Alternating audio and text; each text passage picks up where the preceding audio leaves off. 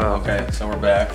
Doing some clutch action here. Got the new part, so we got the new clutch boss, I think it's called, since our last one. Yeah, that one was missing one of the... Yeah, which is the whatever upgraded one from TubeWorks. It's just missing one of the things. Just RIP to that one. So I decided to go with a new piece, even though maybe if I would have done it, but just want to go back to it. You know, legit setup at this point.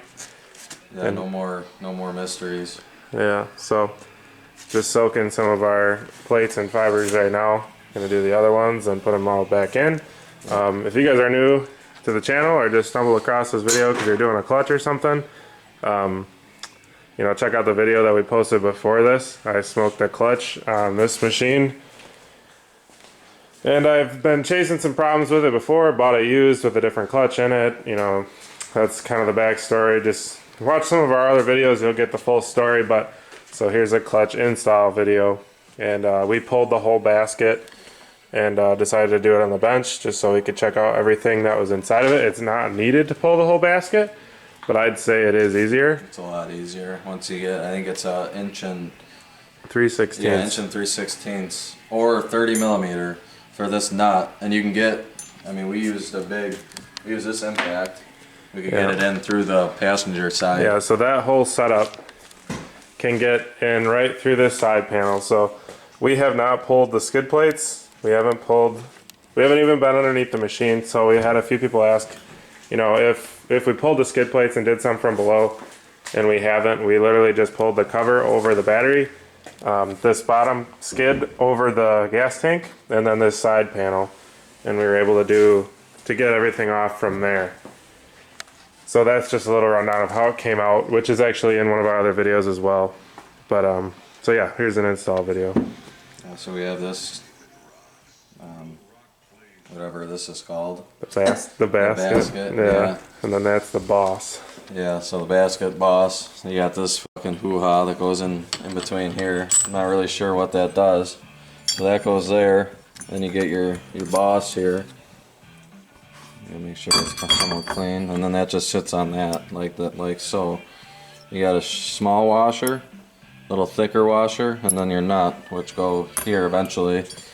We're just gonna leave that to the side for now. So we got the plates here that have been soaking for a little while. You always want to be sure to make sure you get them all nice and soaked with whatever oil you're gonna run. So now this is the fun part. So there's these. If you can notice, the thinner versus thicker than what came in the Barnett kit. So just to give a little backstory. So when I received this clutch kit, you know, it was kind of a mystery because mine wasn't stock. So there's supposed to be, from the factory, there's like a little clip or kind of like a tie wire that goes in that groove that goes around the clutch boss. And it holds in some smaller shims, which I could actually show you quick in the book. So it holds these in. Now, and then here's the clip that goes around the clutch boss itself. From what the research I've done, it's not needed. It just was for like a smoother pedal feel, but I don't have them. They weren't in my machine, so I'm just gonna run without them and see what it's like. And maybe I'll throw in a clip of like how it engages if we can get it out today. It's like freaking -10, so we'll see. But just wanted to clear that up because I had some questions on that myself. And then so in the Barnett kit there was 3 fibers that had a bigger ID because that little shim would fill that gap. But we're not going to run those shims, so then you'll just start with the bigger ID'd fibers. So, yep, fiber first, plate, another huge fiber, another plate. And all the steels are the same, just 3 different fibers. And that's the last of the funky fiber. Plate again. Then now we're back to the normal fibers here. One, another steel, and then another fiber. And obviously you get the idea. We got the last few soaking here. And then you'll end with a fiber as well, so Yep. If So you you'll, don't, so you'll start with a fiber and end with a fiber, Yeah, and then there's steels between. There's 21 plates total. Starting with a fiber and ending with a fiber. You should have 21 plates, like complete. That's what I counted anyways. So hopefully it's right. But I'm pretty confident. So, yeah. So, yeah.